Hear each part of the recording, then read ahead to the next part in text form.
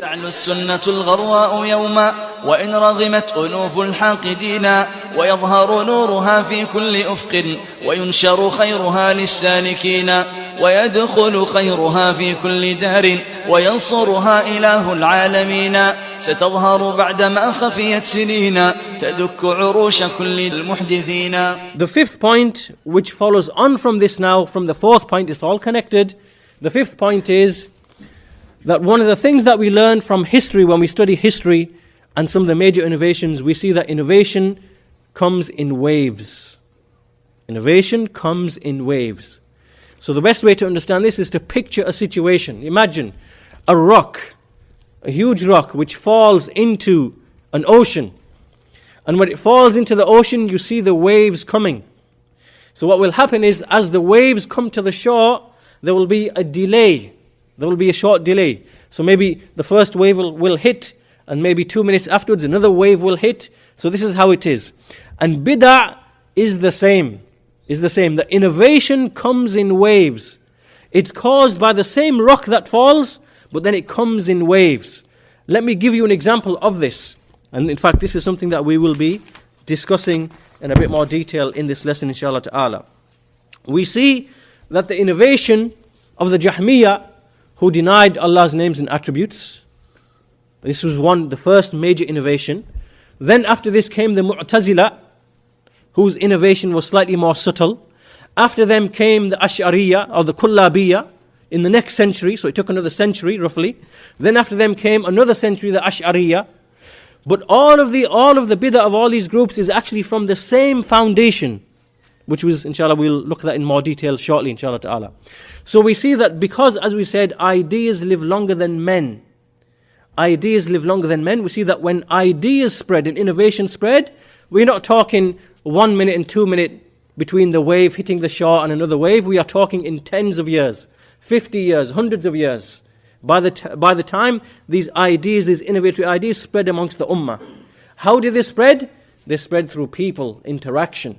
And interaction, movement, migration, and all of this takes time. So this is how bid'ah spreads in the ummah. It takes centuries. Just like shirk, when shirk emerges, does it happen overnight? No. It takes many, many, many generations. So this point number 5 is that innovation appears in waves. Let me explain this to you more clearly from a statement by Ibn Battah, rahimahullah. Ibn Battah, rahimahullah, in his book Al-Ibana, he has a chapter here where he says, وَاعْلَمُوا رَحِمَكُمُ اللَّهِ أن صنفا من الجهمية اعتقدوا بمكر قلوبهم وخبث آرائهم وقبيح أحوائهم أن القرآن مخلوق. He said, no, may Allah have mercy upon you, that there is a group from the Jahmiyyah. They believed out of plotting in their hearts and the evil of their opinions that the Qur'an is created. This is what the first Jahmiyyah, they believed in the first century. That the Qur'an is created. So he said, but what they did is that they used another innovation. بِبِدْعَةٍ اِخْتَرَعُوهَا تَمْوِيهًا وَبَحْرَجَةً عَلَى الْعَامَةِ. So now they innovated a new innovation in order to hide the first one. So what they now began to say, and he says that they did it in order to hide their kufr, and in order to make obscure their ilhad, their deviation. So he said, they began to say, إِنَّ الْقُرْآنَ الَّذِي تَكَلَّمَ اللَّهُ بِهِ وَقَالَهُ فَهُوَ كَلَامُ اللَّهِ غَيْرُ مَخْلُوقٍ. So they began to say, yes, the kalam which Allah spoke with, and which He spoke, this is the kalam of Allah, it is uncreated. وَهَذَا الَّذِي نَتْلُوهُ وَنَقْرَؤُوهُ. But this Qur'an that we recite and that we speak with our tongues and which we write with our pens, this is not the Qur'an which Allah spoke with, rather it is something else and it is created. Okay, now, this idea emerged in the second century. The third century. Whereas the Jahmiyyah in the first century, in the second century, they began to say the Qur'an is makhluk. In the third century, around the time of Imam Ahmad, this group came along and they tried to conceal that bid'ah, to hide it. And so they began to say, yes, we accept the Quran, the Quran is the speech of Allah, it's not created, but there is something else that we recite with our tongues and write with our pens, this bit is created.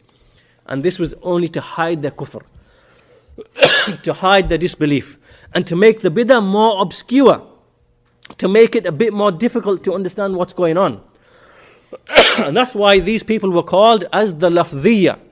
The lafdhiyya, those who claim that the speech of the Quran, recitation of the Quran, is created.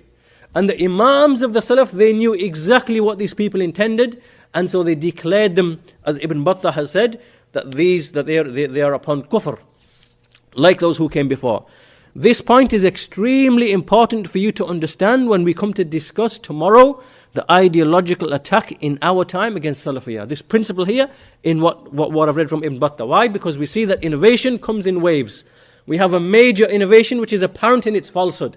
The Jahmiyyah said, Allah is not above the throne. The Jahmiyyah said, Allah does not speak. The Jahmiyyah said, the Quran is created. The Jahmiyyah said, Allah will not be seen. Fast forward 100 years or 200 years, what do we see now? It's the same innovation underneath, the same kufr, but now they are saying, yes, Allah will be seen, but not in a direction. Yes, Allah is above the throne, but He's not confined in space. You are saying the same thing, but you're trying to conceal it with philosophical words, and you're trying to defend it, and you're trying to conceal it with falsehood. So we see that innovation comes in waves. It comes in waves. When it first comes, and it gets refuted, then it now becomes more subtle and more hidden, because they now try to push the same innovation but in a deceptive, tricky way. And then that gets refuted. Then they bring something else in a more deceptive way. You understand? So innovation comes in waves, and so we have to understand this. And when we come to discuss the contemporary, the people of innovation in our times and how they follow the same method and same procedure.